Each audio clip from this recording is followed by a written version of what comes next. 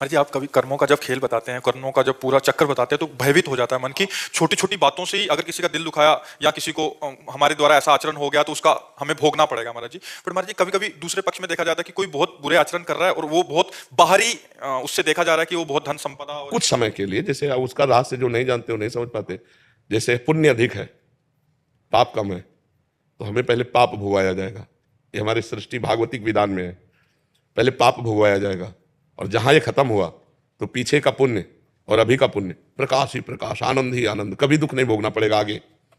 हाँ, और जिसका पाप अधिक होता है और पुण्य थोड़ा होता है तो पहले उसे पुण्य भोगाया जाएगा। अब वो पाप करते हुए भी आनंदित है, पाप करते हुए भी सुरक्षित है, पाप करते हुए भी बहुत स्वस्थ है, सब उसकी अनुकूलता है। और जहां उसका वो पुण्य खत्म हुआ और वर्तमान का पाप और पूर्व का पाप लगा, विध्वंस हो जाएगा, मिट्टी में मिल जाएगा, किसी काम का नहीं रहेगा। ये रहस्य हाँ, आंतरिक ये रहस्य है। देखो, महाराज नृग ने इतना दान किया कि दानियों में सर्वश्रेष्ठ नाम पड़ा। उनसे थोड़ा सा पाप बन गया, गाय जो दान न लेने वाले ब्राह्मण की गाय गौशाला आ गई और उन्होंने दान में दे दिया। अब वो वापस नहीं दे रहा था, वो वापस ले नहीं रहा था, और गौएं, बस इतने अपराध के। तो वहां पूछा गया कि आप अपने आपका थोड़ा सा पाप है, आपको भोगना पड़ेगा, तो आप पहले पाप भोगिए क्योंकि थोड़ा है। तो उनका जिस तुरंत गिरगिट बन के द्वारिका में कुएं में पड़े थे और पुण्य का महान फल कि भगवान श्री कृष्ण के हाथ से उनका उद्धार हुआ और वो अपने स्वरूप को चले गए।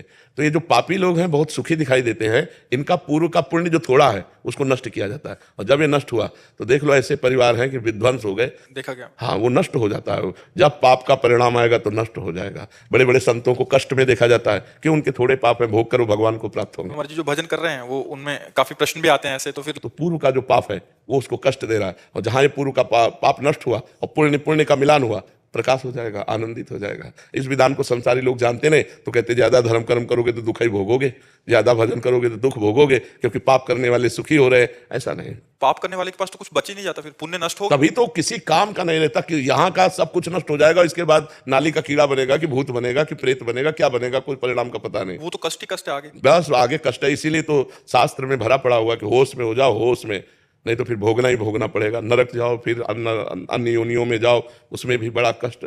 मनुष्य शरीर में तो कहीं पीड़ा है तो हम वैद्य डॉक्टर से मिल सकते हैं, लेकिन सुअर कुत्ता बनने पर, अरे जिंदा जला के लोग खा रहे हैं, हाथ पैर बांध दिए ऐसे ही लकड़ी में, नीचे से आग लगा दी, धीरे धीरे पक रहा है और उसे खा रहे हैं लोग। बड़ा पाप कर्म करते हैं, पाप कर्म का फल बहुत दुखमय होता है।